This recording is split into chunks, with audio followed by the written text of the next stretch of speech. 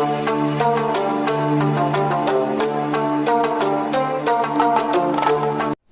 दोस्तों, मैं मनोज कुमार आपके अपने YouTube चैनल आगाज फाउंडेशन क्लासेस में आप सभी का स्वागत करता हूं। और आज की इस वीडियो के अंदर मैं आप सबके लिए लेके आया हूं एक बहुत ही important topic, linear momentum and conservation of linear momentum, संवेग और संवेग संरक्षण का नियम। अब यहाँ पर देखिए दोस्तों, हम सबसे पहले जानते हैं what is linear momentum. Linear momentum क्या होता है, रेखीय संवेग क्या होता है। तो यहां पर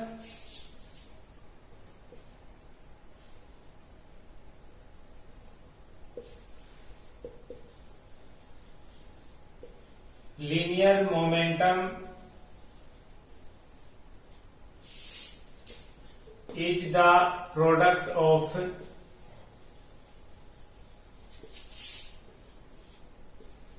mass and velocity. Linear momentum is the product of mass and velocity, यानी कि किसी भी ऑब्जेक्ट के मास और वेलोसिटी का प्रोडक्ट मल्टीप्लीकेशन लीनियर मोमेंटम कहलाता है। रेखिक या रेखीय संवेग, रेखीय संवेग किसी भी वस्तु ऑब्जेक्ट के मास द्रव्यमान और उसकी वेलोसिटी उसके वेग का गुणनफल प्रोडक्ट मल्टीप्लीकेशन होता है। और इसको हम, इसका सिंबल होता है P, इसको हम P से रिप्रेजेंट करते हैं। Small p is the symbol of linear momentum. P रेखीय संवेग का संकेत होता है, सिंबल होता है। और यहां पर हम इसको इसकी डेफिनेशन के अकॉर्डिंग लिख सकते हैं, P मास मल्टीप्लाई वेलोसिटी, मास मल्टीप्लाई वेलोसिटी, यानी कि द्रव्यमान गुणा वेग वेलोसिटी। और ये होगा मोमेंटम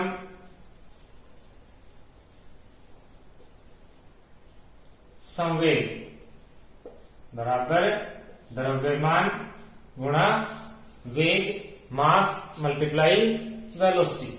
और सिंबल के रूप में अगर हम लिखें तो m इंटू वी, यानी कि हम कह सकते हैं P equal to m into v. तो यहां पर यह है linear momentum is the product of mass and velocity. रेखीय संवेग द्रव्यमान मास और वेलोसिटी वेग का प्रोडक्ट गुणनफल होता है, मल्टीप्लीकेशन होता है, जिसका सिंबल संकेत होता है P। और फॉर्मूले से लिखें तो मास गुणा वेलोसिटी m इंटू वी, द्रव्यमान मल्टीप्लाई गुणा वेग। इसका SI मात्रक यानी कि इसकी SI यूनिट हम यहां से इस फॉर्मूले से ही ड्राइव करते हैं। यहां पर मास जिसकी SI यूनिट होती है किलोग्राम, वेलोसिटी जिसकी SI यूनिट होती है मीटर पर सेकंड। तो यहां से हमारे पास लीनियर मोमेंटम की SI यूनिट आती है किलोग्राम मीटर पर second. SI unit of linear momentum, रेखीय संवेग का SI मात्रक क्या होगा, किलोग्राम मीटर पर सेकंड। इस फॉर्मूले से हमने ड्राइव किया है मास जिसका SI मात्रक, SI यूनिट होती है किलोग्राम, वेलोसिटी जिसका SI मात्रक होता है मीटर पर सेकंड। तो यहां से हमारे पास लीनियर मोमेंटम, रेखीय संवेग का SI मात्रक, SI यूनिट आती है किलोग्राम मीटर पर सेकंड। अब इसके आगे हम देखते हैं conservation of linear momentum.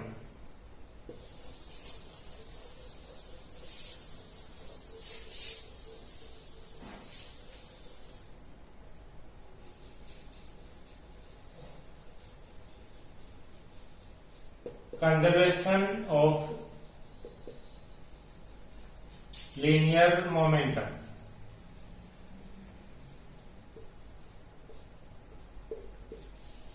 Conservation of linear momentum, रेखीय संवेग का संरक्षण। इसके अकॉर्डिंग ये कहता है, अगर किसी सिस्टम या किसी ऑब्जेक्ट के ऊपर कोई एक्सटर्नल फोर्स कार्य नहीं कर रहा है, अगर किसी सिस्टम या ऑब्जेक्ट के ऊपर कोई एक्सटर्नल फोर्स कार्य नहीं कर रहा है, तो उसका टोटल लीनियर मोमेंटम हमेशा कंजर्व रहेगा, यानी कि हमेशा कांस्टेंट रहेगा। वो कभी चेंज नहीं हो सकता। किसी भी सिचुएशन के अंदर अगर उस पर कोई एक्सटर्नल अनबैलेंस्ड फोर्स कार्य नहीं कर रहा है, अगर कोई एक्सटर्नल फोर्स कार्य नहीं कर रहा है, तो किसी भी सिस्टम या ऑब्जेक्ट का लीनियर मोमेंटम हमेशा कंजर्व रहता है, कांस्टेंट रहता है, सेम रहता है। इसको हम कहते हैं conservation of linear momentum. If no external force, if no external force is working the linear momentum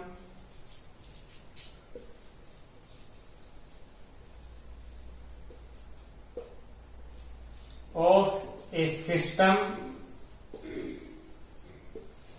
or object remains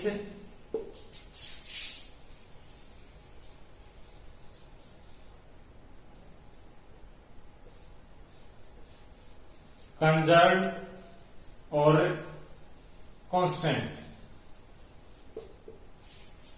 यानी कि if no external force is working, अगर कोई एक्सटर्नल बाहरी फोर्स कार्य नहीं कर रहा है, तो किसी भी सिस्टम या ऑब्जेक्ट का लीनियर मोमेंटम हमेशा रिमेन्स ऑलवेज कंजर्व, हमेशा कंजर्व रहता है, कांस्टेंट रहता है, चेंज नहीं हो सकता। अब जैसे मान लीजिए हम एक एग्जांपल लेकर के चलते हैं। फॉर एग्जांपल यहां पर ये एक ऑब्जेक्ट है ए, जिसका मास है m1 और ये v1 वेलोसिटी से गतिमान है, मूविंग कर रहा है, मोशन कर रहा है। ये एक दूसरा ऑब्जेक्ट है b, जिसका मास है m2 और जो v2 वेलोसिटी से मूव कर रहा है, मोशन के अंदर है। यहां पर ये दोनों आपस में टकराते हैं। मान लीजिए इसकी वेलोसिटी ज्यादा है, v1 is greater than v2। इसकी वेलोसिटी ज्यादा है, इसकी वेलोसिटी कम है। कुछ टाइम बाद ये क्या हो गए, ये इससे टकरा जाएगा।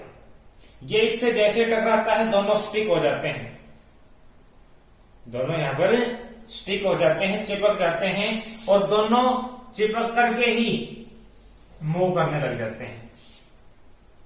यहां पर ये दोनों एक ऑब्जेक्ट बन गया, एक सिस्टम बन गया। यहां पर ये ऑब्जेक्ट ए है, ये ऑब्जेक्ट बी है। इसका मास m1 है, इसका मास m2, और ये दोनों एक ऑब्जेक्ट की तरह बिहेव कर रहे हैं। इन दोनों ऑब्जेक्ट्स की सेम वेलोसिटी होगी, क्योंकि दोनों एक साथ स्टिक होकर के मूव कर रहे हैं, मोशन कर रहे हैं। और हम मान लेते हैं कि इस पूरे सिस्टम की वेलोसिटी है v, इस पूरे सिस्टम की वेलोसिटी है v।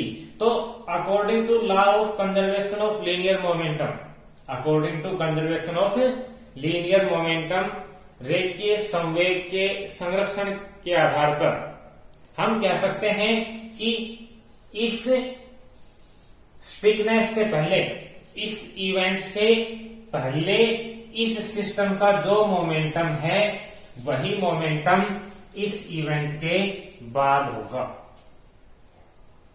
जो इस इवेंट से पहले इन दोनों का मोमेंटम है वही मोमेंटम इस इवेंट के बाद इस सिचुएशन में होगा। तो यहां पर हम कह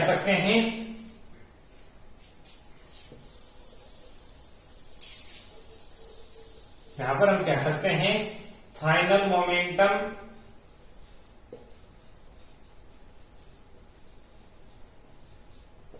इक्वल टू इनिशियल मोमेंटम।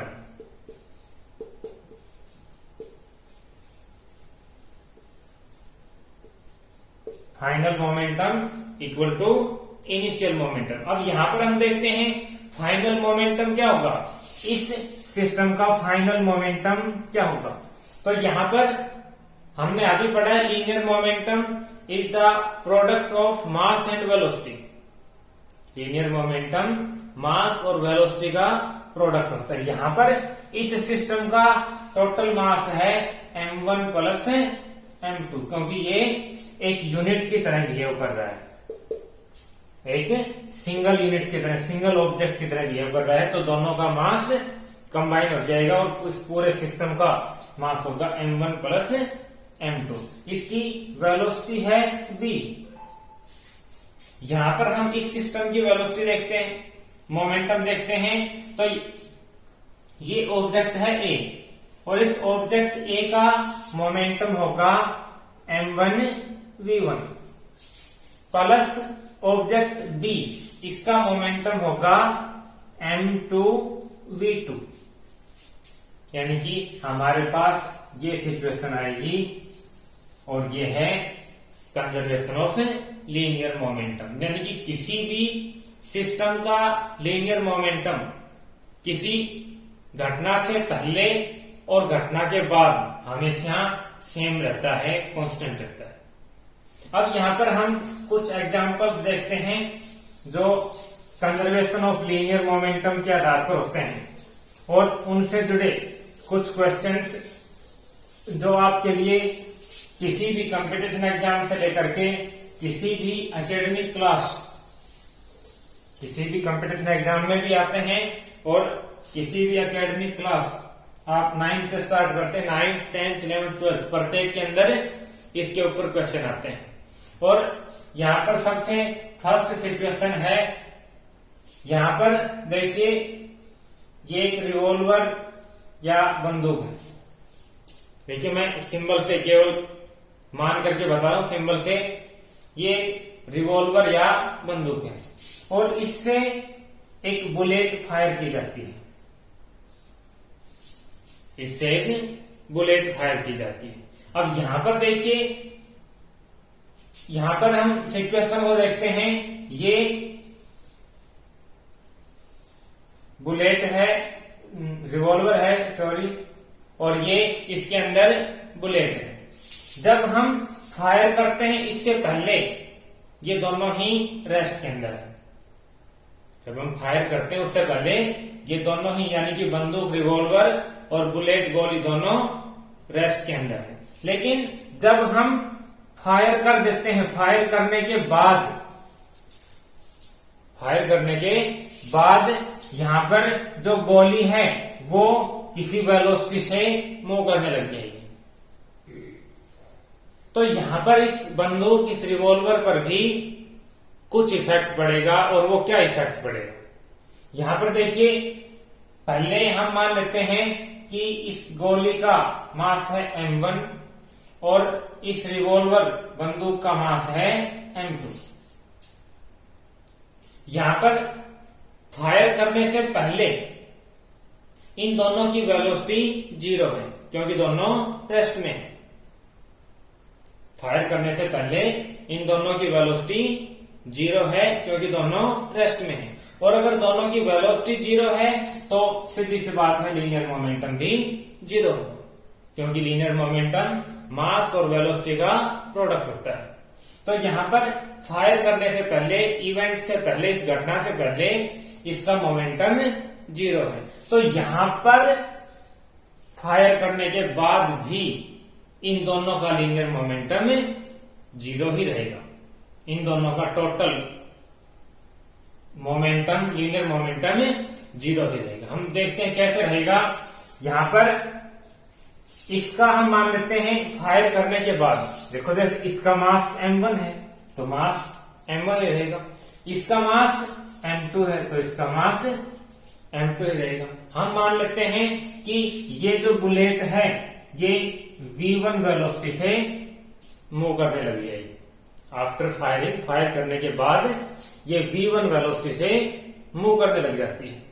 अब ये v1 वेलोसिटी से मूव करती है तो इसके ऊपर क्या इफेक्ट पड़ेगा, इसकी वेलोसिटी कितना होगी और कौन सी डायरेक्शन में होगी। अब यहां पर देखो, इसका हम मान लेते हैं इसकी वेलोसिटी है v2, इसकी वेलोसिटी है v2, तो इसका मोमेंटम होगा m2 इंटू v2 प्लस इसका मोमेंटम होगा m1 इंटू v1 और इक्वल टू 0। हम इन दोनों में से किसी एक को, इसको इधर लेके आते हैं, इसको इधर लेके आते हैं, ये माइनस हो जाता है, minus m1 v1 equal to m2 v2। और यहां से अगर हम देखें तो यहां से हमारे पास v2 या v1 इक्वल टू होगा minus m2 v2 upon m1, यानी कि ये जो नेगेटिव साइन हमारे पास आया है ये नेगेटिव साइन डायरेक्शन शो कर रहा है।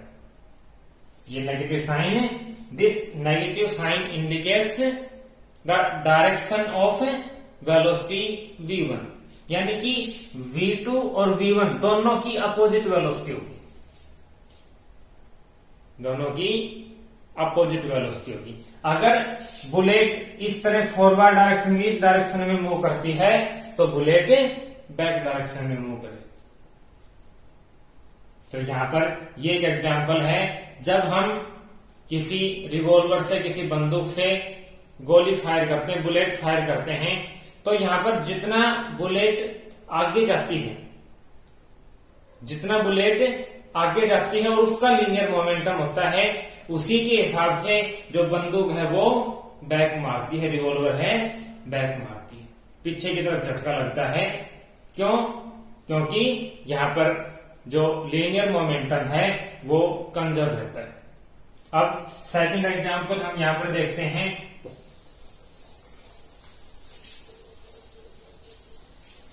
सेकंड एग्जांपल देखिए, मान लीजिए कि ये एक बोट है और ये पानी के अंदर, समुद्र के अंदर है,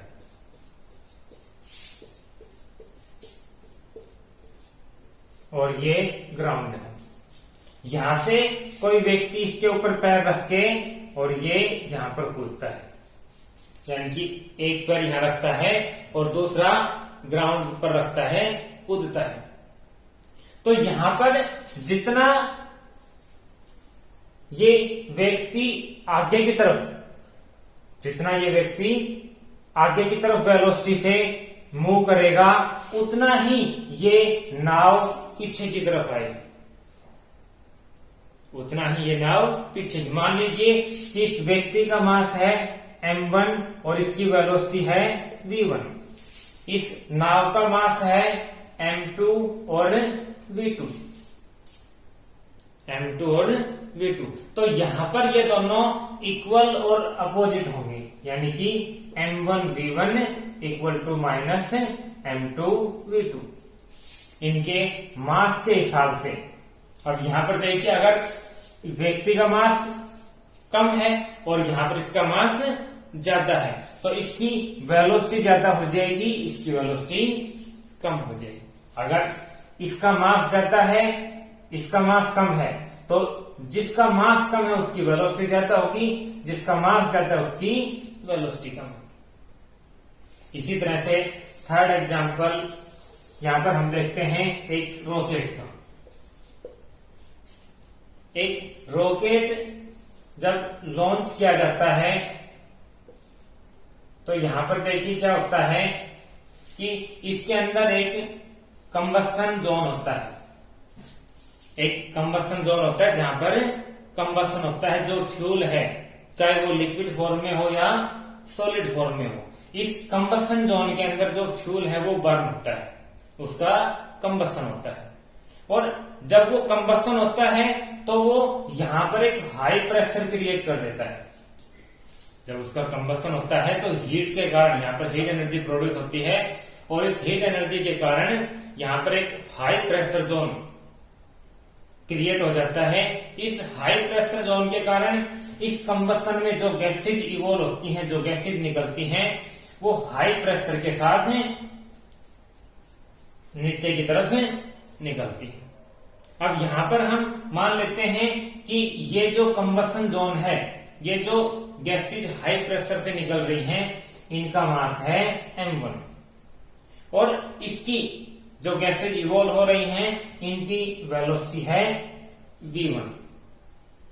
इस पूरे रॉकेट का मास है m2 और इसकी वेलोसिटी है v2। तो यहां पर m1 v1 equal to minus m2 v2, यानी कि जितने वेलोसिटी, जितने लीनियर मोमेंटम से ये गैसेज इवॉल्व होंगी, नीचे की तरफ इवॉल्व होंगी, इससे अपोजिट डायरेक्शन में इस रॉकेट के ऊपर फोर्स लगता है, और इस फोर्स के कारण ही ये रॉकेट ऊपर की तरफ जाता है। तो यहां पर देखिए क्वेश्चन किस टाइप से, ये थर्ड एग्जांपल था, क्वेश्चन किस टाइप से पूछे जाते हैं। क्वेश्चन जैसे मान लीजिए कि एक जैसे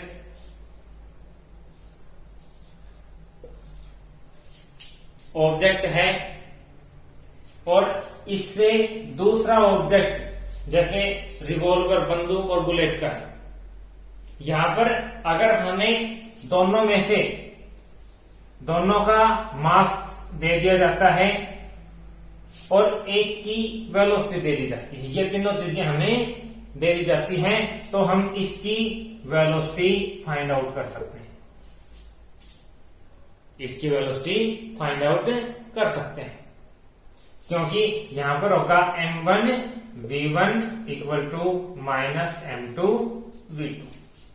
अब देखिए कल की वीडियो के अंदर हम इसी तरह के कुछ न्यूमेरिकल प्रॉब्लम्स सोल्व करके मैं आपको बताऊंगा किस तरीके से ये न्यूमेरिकल्स आते हैं और किस तरह से इनका सॉल्यूशन किया जाता है। तो आज की वीडियो के अंदर इतना ही, तब तक वीडियो देखिए, लाइक और शेयर कीजिए, और अगर हमारे चैनल को सब्सक्राइब नहीं किया अभी तक आपने तो कृपया सब्सक्राइब कीजिए। धन्यवाद।